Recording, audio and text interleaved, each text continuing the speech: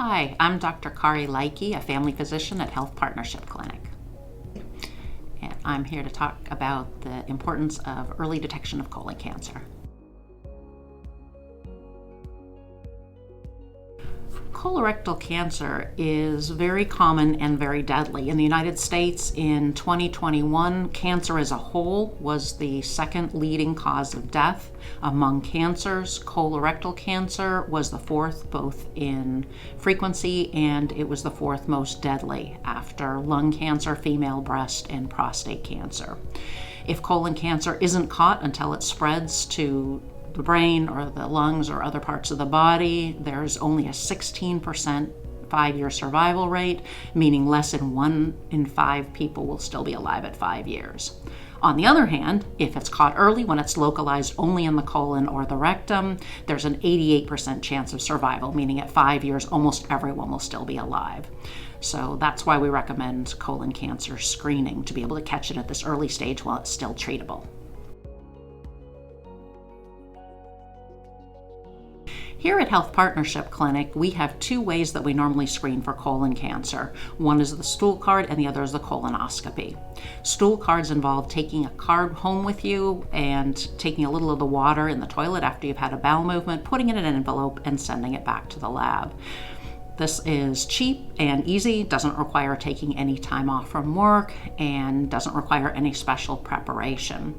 The bad thing about stool cards is that they do need to be done every single year, and you do have to be involved in putting a brush in the toilet.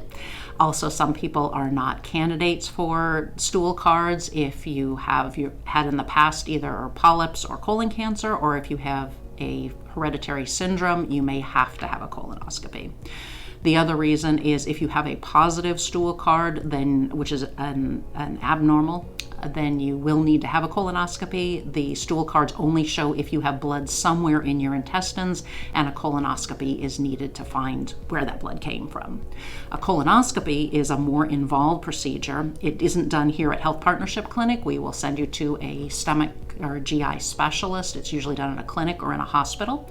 It does require a day's worth of preparation. You need to take medicines to be able to clean out your colon. You need someone to take you there and bring you back, because you will get some kind of an anesthetic. You won't be completely asleep, but you'll be drowsy enough that you won't be able to drive. Most colonoscopies are done during the week, so if you work during the week, you may need to take a day off work to be able to do that. Colonoscopies involve a tube that goes in through the rectum and up through the entire intestine. The specialist is able to see if there are any abnormal areas and biopsy them right at the time so they can make a diagnosis. The possible side effects beyond the time required are if they actually take out a polyp or an abnormal spot, there is a risk of bleeding or a risk of putting a hole in your colon. On the other hand, it may be as infrequent as every 10 years if they don't find anything. Colonoscopies can also be expensive. Most of them are covered by insurance, but if not, they can average about $1,500 to $2,000 per colonoscopy.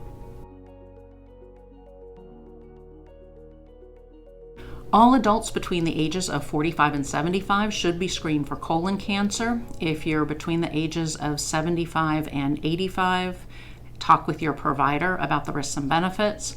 And there's a special population. If you have a strong family history of colon cancer, you should be screened usually 10 years younger than the youngest family member who had colon cancer.